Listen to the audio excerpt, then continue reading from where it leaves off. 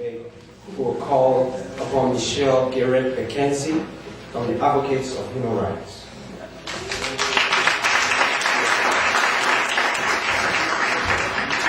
Hello, Liberians. I wish I wasn't seeing you here tonight, and that we had permanent residents a year ago, or 2 years ago, or 5 years ago, or 10 years ago. But I am, and I'm joyful to be here. It is a beautiful thing to have this. I came up with a Minnesota analogy for this cold weather jump start. I hope nobody needs a jump start to your car, but a jump start to the effort to get permanent resident status for Liberians finally on the books. A special thanks to LMA, the Liberian Ministers Association, to the OLM executive and board for putting us all together here again. This is really important because we've maybe looked at the calendar. The time is ticking. We've got about 60 days. 60 days until this ends. It seemed like a long time ago that we were up here at this very place the day that DED was extended.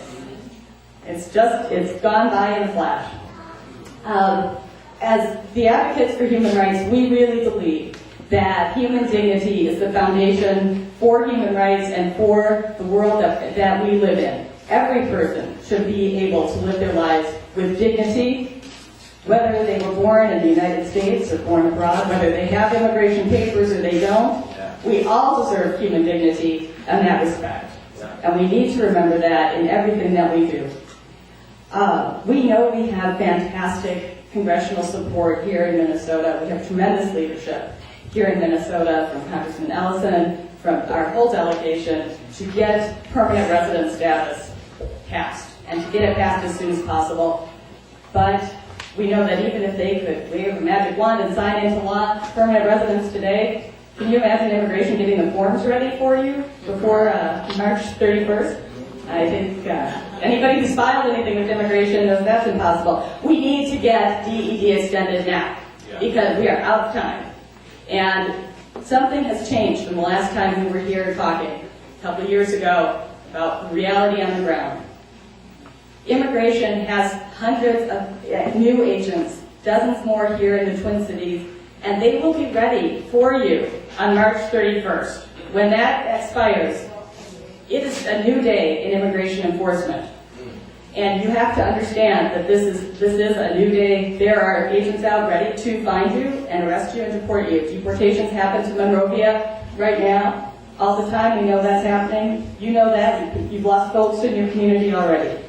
So you cannot sit back and expect that if DED somehow doesn't get passed, you'll just melt into the community because that's just not going to happen. Okay? And you need to start thinking about that now, because we've got to make noise. We have got to call the White House. Yeah. And if you've got a cell phone with you, you can do that tonight. Yeah. If you don't have your cell phones, who doesn't have a cell phone here? All right. If you don't have your cell phones, you can do it tomorrow. You can send an email to the White House. We've given you pages with instructions on how to contact them, and we've given you a postcard to send. Do that. Let them know you are here, because you might have noticed the president is a little busy.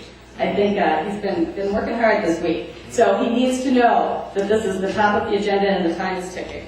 Yeah. And we also need to do one other thing besides take action. We have got to stand in solidarity, because the reality is that when Liberian legislation comes up for approval, it's going to be considered in the grand scheme of immigration reform. And you've got to start looking, like we all have to start looking at our brothers and sisters around this country, Liberian and non-Liberian, and work together for that reform and for a just system for everyone in this country, because it's going to mean the difference for us all. Yeah. We have a lot of work to do, but we've got a lot of excitement and energy, and I'm very, very honored to be part of this. So thank you very much.